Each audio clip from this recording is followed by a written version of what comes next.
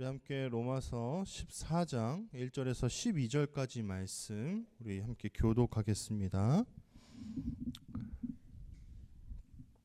제가 먼저 1절을 읽습니다. 믿음이 약한 사람을 기꺼이 받아주십시오. 생각이 다른 것을 논쟁거리로 삼지 마십시오. 어떤 사람은 무엇이든지 다 먹고 된다고 믿습니다. 그런데 어떤 사람은 믿음이 약해서 풍서기만 먹습니다. 가리지 않고 먹는 사람은 가려서 먹는 사람을 업신여기지 말기 바랍니다. 한편 가려서 먹는 사람은 가리지 않고 먹는 사람을 비판하지 말기를 바랍니다. 하나님이 그를 기꺼이 받아주셨으니까요. 누구에게 감히 다른 사람의 종을 비판합니까? 그가 서든 넘어들든지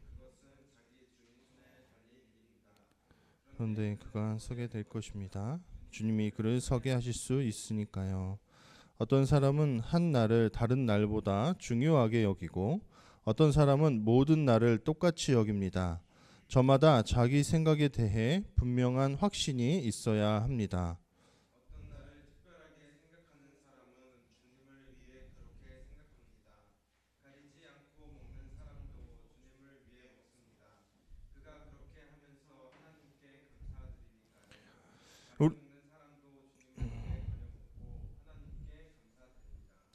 우리 가운데 아무도 자기를 위해 살지 않고 아무도 자기 위해 죽지 않습니다. 우리가 살아도 주님을 위해 사는 것이고 죽어도 주님을 위해 죽는 것이니까요. 그러니까 살든지 죽든지 우리는 주님의 것입니다. 이를 위해서 그리스도님이 죽었다가 살아나셨으니까요. 곧 죽은 사람들과 살아있는 사람들 모두의 주님이 되려고 하신 것입니다. 근데 그대가 왜 그대의 형제자매를 비판합니까? 또 그대가 왜 그대를 형제는 업신여깁니까? 우리가 모두 하나님의 심판대 앞에 서게 될 텐데 말입니다. 성경에 이렇게 적혀 있으니까요. 내가 살아있음을 두고 말한다. 주님이 말씀하신다. 물음마다 나에게 꿇을 것이다. 혀마다 하나님께 자백할 것이다. 그러므로 우리는 저마다 자기가 한 일에 대해 하나님께 해명해야 할 것입니다. 아멘. 자, 오늘은 로마서 세 번째 시간이죠. 그리고 거꾸로 보고 있는 로마서의 이렇게 세 번째 시간입니다. 근데 이게 거꾸로 본다는 개념이 그냥 절을 계속 거꾸로 쭉쭉쭉 읽는다 이게 아니라 문단 단위로 중요한 핵심의 내용들을 거꾸로 살펴보는 겁니다. 그래서 갑자기 16장 이야기를 다룬 다음에 14장으로 간 것은 14장부터 15장까지가 하나의 큰 맥락으로 어떤 주제를 다루고 있기 때문에 14장 초반으로 간 겁니다. 여기에서는 이제 연약한 자들에 대한 이야기가 나오고요.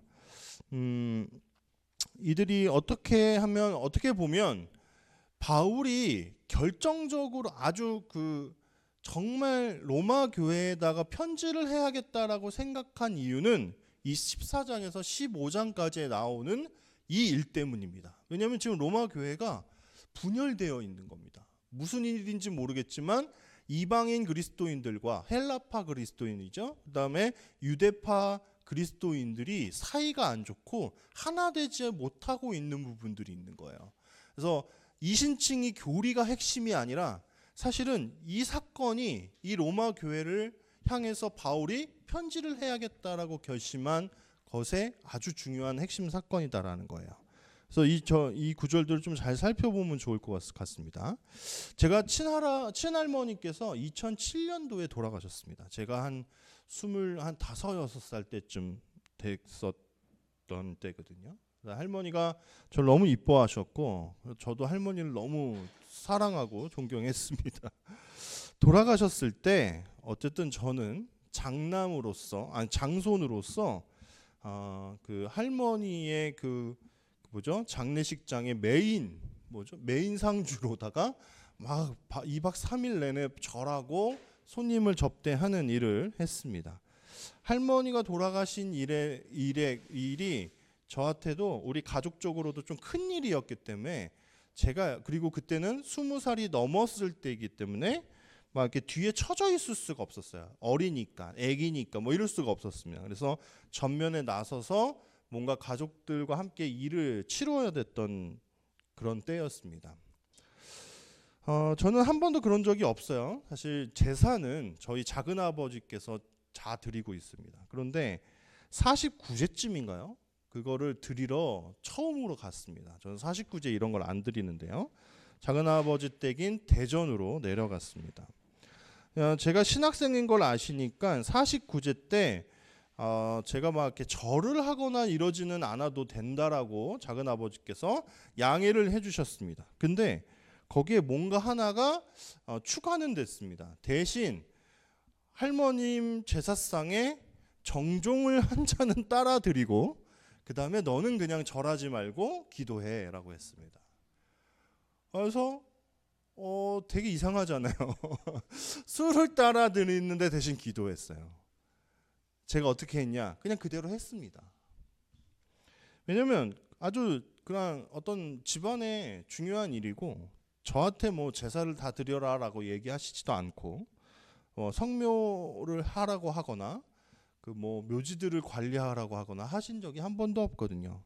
근데 제가 뭐 거기서까지 뭐 종교적인 어떤 신념이 어떻다 저떻다 하면서 불화를 일으킬 수는 없었습니다. 그래서 그냥 작은 아버지께서 요구하시는 대로 되게 마음이 불편했고 이게 뭔가 싶었지만 술을 한 잔 그리고 저희 할머니는 이미 크리스찬으로 돌아가셨거든요.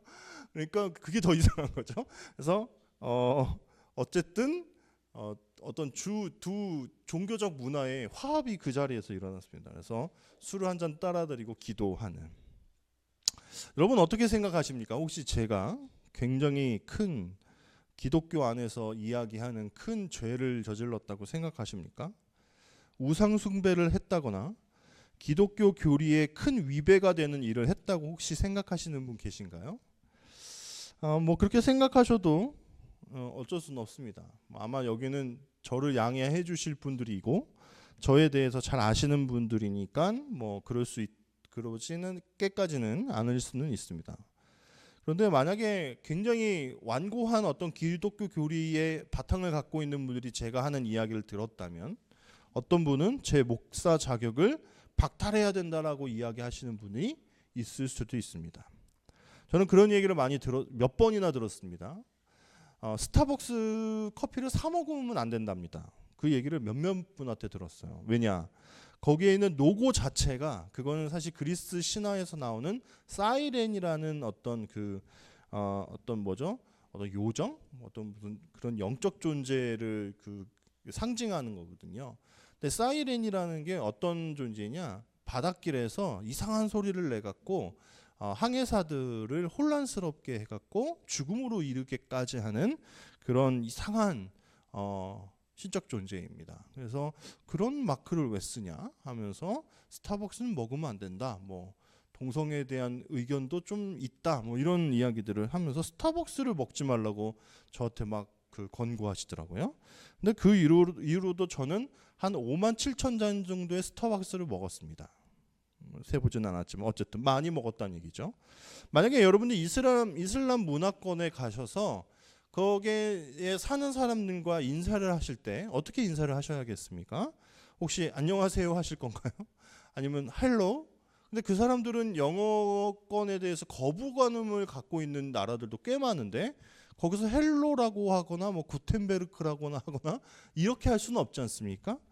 그들이 하는 인사법 인샬라나 아니면 알살레말레꿍이라고 이렇게 인사를 해야겠죠. 근데 이것도 어떤 분들은 시비를 겁니다. 왜냐하면 그 인사말 자체가 알라에게 알라의 평강이 당신에게 이런 뜻이에요. 알라와 관련돼 있는 인사말이기 때문에 기독교인들이 하면 안 되는 거라고 이야기하시는 분들이 있습니다. 여러분 제사 음식을 먹는 건 어떨까요? 저의 친지 중에 한 분은 제사 음식만 먹으면 취하신다고 그래요. 안 먹으셨습니다. 근데 저는 아무 이상이 없었습니다. 제사상에 올라가는 산적과 그 동그랑땡과 이런 건 너무 맛있었습니다. 그럼 우리가 어떤 벽을 자꾸 치고 경계를 그으면서 우리가 누군가를 약한 자들로 지목할 준비를 하고 있는 것은 아닙니까?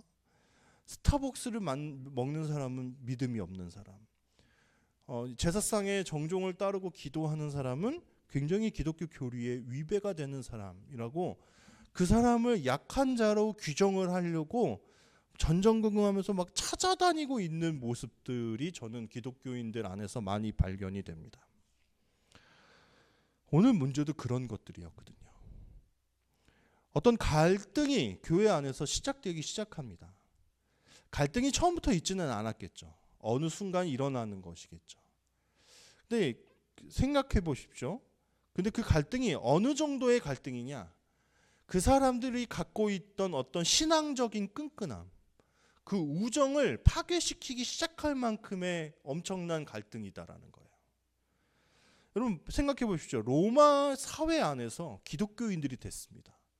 얼마나 서로를 사랑하겠습니까? 첫 번째, 처음에는 유대교인들이 그렇게 터잡고 막 살고 있는, 멸시를 받기는 하지만 어쨌든 유대교인들 때문에 기독교가 들어왔고, 그들의 전도로 인해서 이방인 신자들까지 늘어나는 사태가 일어났습니다. 그러니까 로마 교회 안에 무슨 바울이나 바나바나 베드로나 이런 든든한 사도가 없는데도 로마 교회가 자생적으로 자라났어요. 그럼 자기들끼리 얼마나 끈끈하겠습니까? 그렇지 않습니까? 더 친밀할 수밖에 없죠. 네, 그렇잖아요. 근데 그 너무 친밀했던 그 관계가 어떤 일로 인해서 교회가 분열되기 시작하는 겁니다. 처음에는 감사와 사랑과, 이 로마 사회 안에서 믿음 갖는 게 얼마나 어렵냐. 근데 막 서로 격려하고 위로가 넘치고 그랬을 텐데 어떤 순간부터 갈등이 일어나기 시작합니다. 여기에는 믿음이 약한 사람들이라는 워딩이 등장해요. 그 사람들을 업신여기지 말라, 이런 이야기가 등장하고요.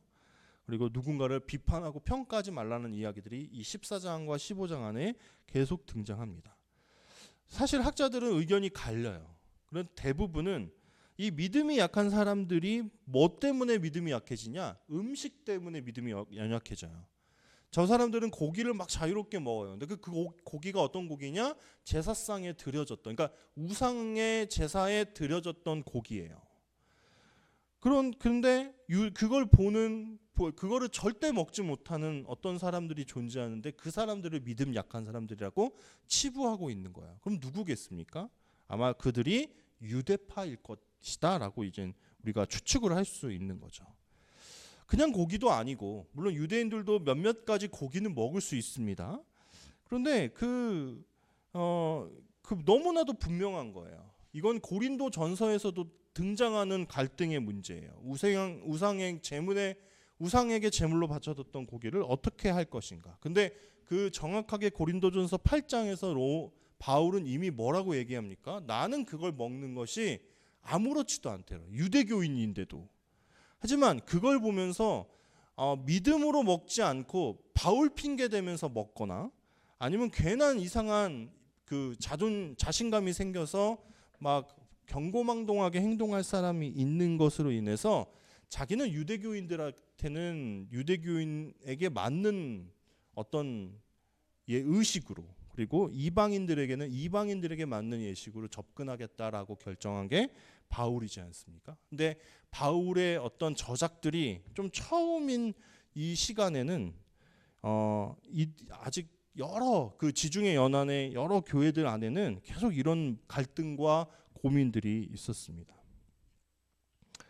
근데 이방인들 입장에서도 이제 너무 이상한 거죠. 아마 처음에 되게 불편했을 수도 있습니다. 그러니까 주축이 유대교 그리스도인들이 주축일 때는 그게 너무 싫었을 수도 있어요. 나는 평생을 고기를 먹고 그게 아니면 먹을 수 있는 게 없어요. 주식이에요, 그게. 근데 갑자기 내가 그리스도인이 됐다는 이유만으로 먹지 말라고 막 얘기를 해버리니까 그때는 그게 되게 불편했을 수도 있습니다. 그런데 갑자기 지난 시간에 이야기했던 것처럼 클라우디우스 황제 때 유대인들이 잠깐 후퇴하죠.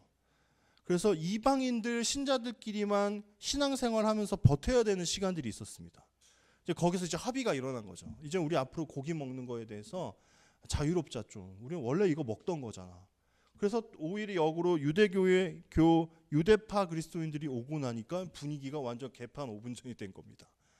막 그리스도인임에도 불구하고 막 제사에 드려진 고기를 먹고 막 이렇게 하는 겁니다. 이런 상황 속에서 점점 더 분열이 일어났고 이방인파는 저들을 향해서 너네는 믿음이 약하다. 야, 그건 그냥 고기일 뿐이야. 그건 그냥 스타벅스 로고일 뿐이야 라고 얘기하는 것처럼 그건 그냥 고기일 뿐이야. 내가 그 우상을 믿지 않는데 그게 무슨 상관이야. 아니야, 그래도 율법에 그런 고기를 먹지 말라고 하셨어. 너의 심령을 더럽게 하는 거야 하면서 서로 업신여기기도 하고 서로 비판하기도 하고 하면서 이런 갈등이 일어나기 시작했습니다. 바레트라는 사람은요, 연약한 사람들은요 비판하기를 좋아한대요. 제가 생각났어요. 큰 교회 비판하는 거 좋아하는 거, 내가 연약해서 그런 거 아닌가 이런 생각했습니다. 근데 강한 교회, 강한 사람은 어떻게 하죠? 뭔가를 업신여깁니다. 없지, 불쌍하지, 아이고 어떻게 살겠어, 뭐 이런 식으로. 사실 둘 다 하나님 앞에서는 잘못된 삶을 살고 있는 거죠. 아주 작은 차이예요. 아주 작은 차이인데 그 아주 작은 차이가 나중에는 정말 걷잡을 수 없는 상황이 되는 겁니다. 여러분 정치판을 보십시오. 야당이나 여당이나 다 뒷돈 챙길 것이고 다 아들들 뭐 군대 안 보내려고 애를 쓸 것이고 돈을 많이 받기 때문에 좋은 차 굴리고 호화로운 생활들 할 것이고 유흥을 사랑할 것이고요. 그런데 당이 바뀌었다라는 어떤 그 하나의 차이로 인해서 나라는 계속 갈등 구조가 계속 존재하게 되는 거죠. 어떤 교회는요, 원로 목사님 파와 담임 목사님 파가 나눠져서 수년째 싸우고 있습니다. 둘 다 잘못한 부분들이 있어요. 내용을 보다 보면요. 근데 맨날 예배를 드리러 가는데 멱살 잡고 싸우러 가요. 이게 너무 슬프지 않습니까? 제가 예전에 얘도 얘기한 적이 있는지 모르겠지만 어떤 교회는 교회의 이름이 오른쪽 교회입니다. 왜 오른쪽 교회냐? 그랜드 피아노를 교회에서 큰 걸 하나 샀어요. 근데 야, 교회 그 피아노 어디다 놓을까? 오른쪽에 놓자. 아니야, 왼쪽이 더 좋아. 싸우다가요, 왼쪽이 승리했습니다. 근데 그 과정에서 상처를 받은 사람들이 나갔어요. 나가서 지은 교회 이름이 오른쪽 교회입니다. 이거는 되게 오래된 예화예요. 수많은 사람들이 이야기하는 예화입니다. 목사님들이. 너무나 어이없고 황당하지 않습니까? 여러분, 당짓고 분열하는 거는요, 사탄이 가장 좋아하는 방법입니다. 교회를 가장 쉽게 망가뜨리는 방법이에요. 근데 그게 엄청난 큰 차이로 시작되는 게 아니라 때로는 되게 작은 차이로 시작이 됩니다. 되게 사소한 걸로요. 그래서 교회를 좀먹고 교회를 아프게 만드는 것이 사탄의 전략입니다. 왜 분열할까? 왜 당 지을까? 이런 현상들은 오늘 7절과 오늘 말씀의 7절과 10절까지의 말씀을 보면 그 답이 있습니다. 왜 분열할까요? 왜 당을 지을까요? 왜냐하면 자기를 위하기 때문입니다. 그 당에 들어가야 내가 안정적이니까요. 그 의견을 내가 따라가야지 내 마음이 후련하니까요. 그렇지 않습니까? 만약에 나는 좀 괜찮으면요, 이쪽 판의 이야기를 충분히 들어주고 그럴 수도 있겠구나 하겠죠. 그런데 그게 정말 구원에 대한 문제가 아니고 정말 그거는 비본질이 아닌데 그 비본질적인 걸 가지고 열심히 살려고 하는 것은 자기를 위하는 신앙인이기 때문에 그렇습니다. 7절에 바로 이런 이야기가 나오죠. 우리 7절을 한번 우리 보시면서 읽어보겠습니다. 시작. 우리 가운데 아무도 자기를 위해 살지 않고 아무도 자기를 위해 죽지 않습니다. 갑자기 이런 말을 왜 할까요? 무슨 말이에요? 누가 자기를 위해 살지 않고 누가 자기를 위해서 죽지 않습니까? 다 자기를 위해서 살죠. 그렇지 않습니까? 그러니까 지금 이 얘기는 뭐가 빠졌는데 뭐냐? 이제 하나님께 구원을 받은 사람은 이라는 말이 빠져 있는 겁니다. 그러니까 당신들은요, 이거 편지를 받는 사람들이 불신자들이 아니잖아요. 로마에 사는 기독교인들이잖아요. 그러니까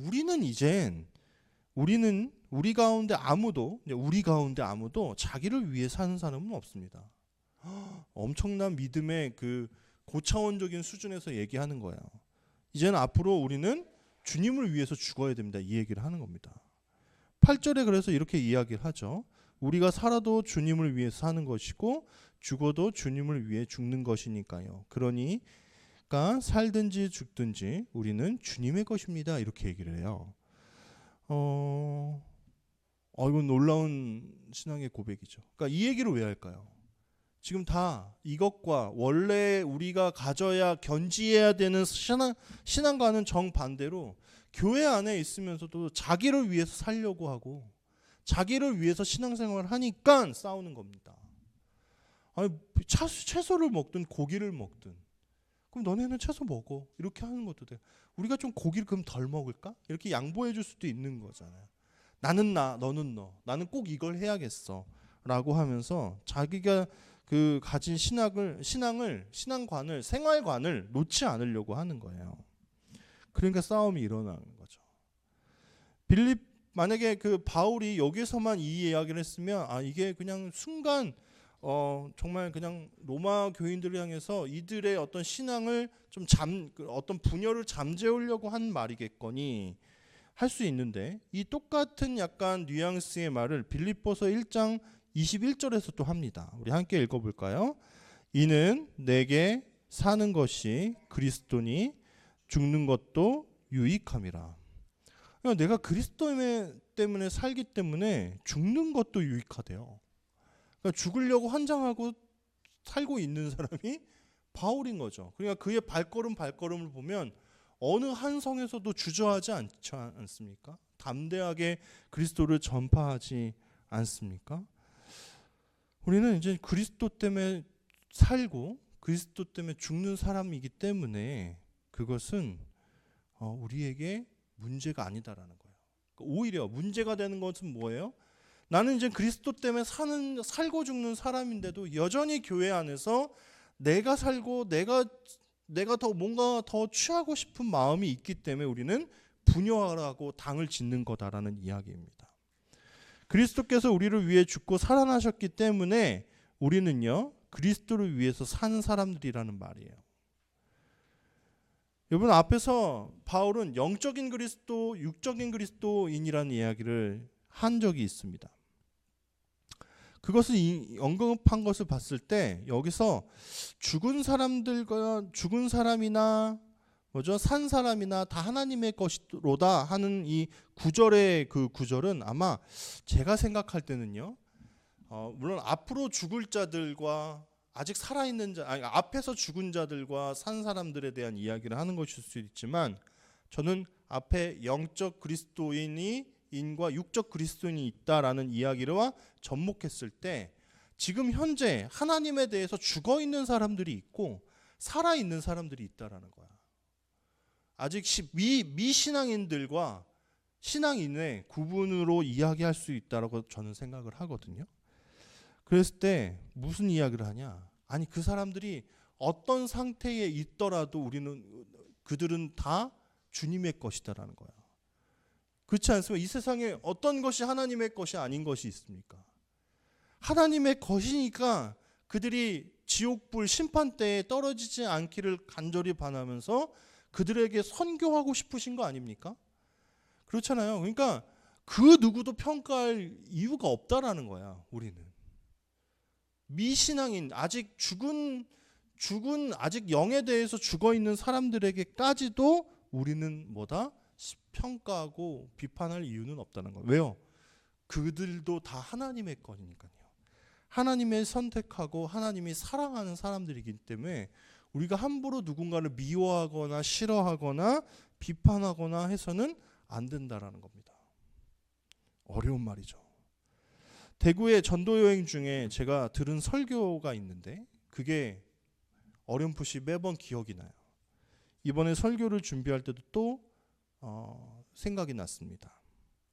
그 설교의 내용이 뭐였냐? 자기 교회는 그러니까 목사님의 목회 방침 중에 하나는 뭐가 있냐? 아무리 교회가 아주 선한 일을 한다 할지라도 그 일로 인해서 어떤 갈등의 구조가 만들어지면 그 일을 하지 않는데요. 스톱, 보류, 아니면 아예 취소. 그러니까 그 세상을 위해서 전도를 하거나 아니면 구제 사역을 하는데도 싸워요. 뭐 그릇을 뭘로 하자, 음식을 나눠주는 음식을 뭘로 하자, 막 그런 거 쉽게 일어나잖아요. 교회 안에서 좋은 일을 하고 있는데도 자기들끼리 싸워요. 목사님은 그게 아무리 좋은 일이고 어떤 교회가 자꾸 성과주의 때문에 자꾸 일을 많이 만들려고 하지만 그 안에서 누군가가 상처받거나 갈등이 있거나 어떤 서로가 막 서로를 향해서 막 서로를 위해서 향해서 막 비판하는 일들이 일어나면 그 일을 하지 않는다고 합니다. 그게 그때는 이해가 되지 않았어요. 그게 가능할까? 근데 지금에 와서는 그게 그렇게 해야 된다는 생각을 했습니다. 일이 아무리 중요하더라도 우리 안에 만약에 갈등의 불씨가 될 것들이 있다면 최대한 멀리 하는 것. 그것이 하나님께서 우리에게 바라시는 공동체의 모습이 아닐까요? 그러면서 제가 사실 우리 아내랑 며칠 전에 했던 대화가 떠올랐습니다. 저도 이쪽이다 보니까 요즘에 뉴스만 보면 승질을 냅니다. 진짜 대통령 잘못 뽑아봐가지고 막 그렇다고 그런 얘기를 했습니다. 그래서 한 목사는 정치적 발언을 강단에서 하면 안 돼라는 이야기를 했다라는 이야기를 저한테 하길래 제가 잔소리 같아서 듣기 싫다고, 아니 어떻게 정치적이지 않은 사람이 있냐라고 막 그렇게 반문했었습니다. 반대로 우리 청년 세대들은 예전에 목사님들이 막 그 강단에서 보수적인 성향에 대한 이야기를 막 쏟아낼 때 힘들어 하지 않았습니까? 똑같은 거더라고요. 분위기가 바뀌고 세대가 바뀌었기 때문에 또 함부로 막 앞선 세대들의 어떤 선택들을 우리가 막 그렇게 비판하는 것도 사실 문제가 있겠구나. 그래서 제가 회개를 했고 깨달았습니다. 그렇게 하면 안 되겠구나. 그래서 앞으로 제가 다짐을 했습니다. 강단에서 앞으로 이런 얘기를 조심해야겠구나. 물론 정의가 사라지는 것들, 뭔가 분명히 잘못하고 있는 부분들이 있습니다. 생명이 해해지고 국가의 국고가 허튼 데에 낭비되고 있는 하는 부분들에 대해서는 정말 사실은 비판할 수밖에 없습니다. 하지만 그럼에도 불구하고 여전히 그쪽 편에 최대한의 지지를 보내고 있는 분들이 우리 안에 한 분이라도 있다라는 것을 안다면 그 이야기를 하지 않는 것이 좋겠구나 하는 생각을 했다라는 겁니다. 여러 신앙관이 있습니다. 여러 모양으로 하나님은 이 세상 안에 여러 교회들을 두셨습니다. 하지만 그것이 사실 무엇이 중요한디? 왜냐하면 그들도 하나님께서 선택하셨다라는 겁니다. 그런 모양과 모습으로 이 땅에 두시고 그들이 갖고 있는 생각과 마음과 생활의 양식까지 들어 쓰셔서 하나님은 이 땅에서 일하는 거죠. 바울이 이야기했던 것을 잘 기억하면 좋습니다. 이것이 타협이 아니고 어떤 비겁함이 아닙니다. 내가 헬라인들에게 갈 때는 헬라인들에게 맞는 방식으로, 내가 유대인들에게 나아갈 때는 유대인들에게 맞는 방식으로 하겠다라고 얘기를 해요. 그래서 예루살렘의 유대인들이 질비한 그곳에 돌아갈 때는 그들 앞에서 서원 의식을 해결하는 것들을 볼 수 있거든요. 바울이 이젠 그런 것들을 막 굳이 퍼포먼스 하지 않아도 되는 사람인데 그렇게 하는 것들을 보면서 바울은 정말 연구하고 배우고 알아야 될 것들이 너무나 많구나 하는 생각들을 했습니다. 우리가 만약에 우리 안에 어떤 갈등이 시작할 때, 우리가 서로가 맞지 않고 어떤 의견들이 다를 때 우리는 생각해야 됩니다. 그 앞에 있는 사람도 그리스도께서 사랑하시고 선택하신 사람들이다라는 것을.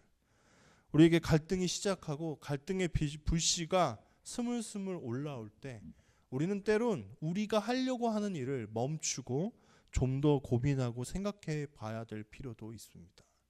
그래서 조금 결정이 오래 걸리고 앞으로 나아가는 일이 좀 더뎌지고 우리가 해내야 되는 일들이 자꾸 미뤄진다고 할지라도 우리가 가진 어떤 이 신앙의 우정, 처음에 시작했던 이 끈끈함들을 잘 유지할 수 있는 방법은 서로를 이해하고 사랑하고 양보하는 것밖에는 없다라는 것을 우리가 마음에 잘 새겨야 될 줄로 믿습니다. 이 시간 우리 함께 기도하겠습니다. 우리 함께 기도할 때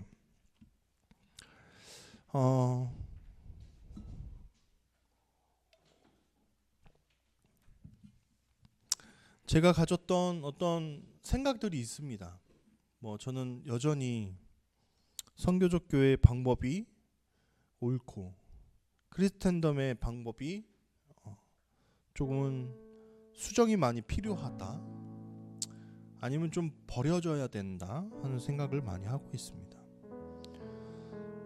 하지만 다윗이 사울을 자신의 힘으로 해하거나 끌어내리려고 하지 않았던 것들을 기억해야 합니다. 이미 기름 부음 받았고요. 그리고 하나님이 쓰실 때까지는, 어떻게 하지 않을 때까지는 아무런 행동도 하지 않았던 다윗을 좀 기억했으면 좋겠습니다. 이미 기름 부어서 사용하고 있는 이 땅에 있는 여러 교회를 향해서 비판적인 의견만 너무 많이 쏟아냈던 제 자신을 회개하고 여러분들에게 좀 양해하고 용서를 구합니다. 앞으로 우리 함께 걷는 교회가 좀 갈등과 분열, 차별, 차이, 불이해 이런 것들을 조장하는 일에 앞서기보다는 크리스텐덤이든 어떤 교회의 모습이든 화합하고 협동하고 합력하기 위해서 좀 우리가 한 걸음씩 나아가는 교회가 되기를 위해서 기도했으면 좋겠습니다. 지금 함께 기도하죠. 하나님, 우리 안에 있는 이런 분열과 갈등의 어떠한 모습들을 좀 깎아내리고 좀 더 많은 사람들과 화합할 수 있는 그러한 자리로 나아가는 교회 되게 해달라고 이 시간 함께 기도하겠습니다. 기도합니다. 하나님, 그렇습니다. 우리가 하나님 로마서 말씀을 읽으며 깨닫습니다. 하나님, 우리는 서로 다릅니다. 정말 한 가족도, 한 형제도, 부부 사이에도 너무나 다른 점이 많은데 우리는 자신이 갖고 있는 생각들로 모든 사람들을 다 맞춰가려는 그런 애씀을 가지고 있습니다. 교회 안에도 여러 가지 생각을 가지고 여러 가지 신앙의 색깔과 정치적인 색깔과 신학적 색깔과 윤리적 색깔들을 가지고 있는 사람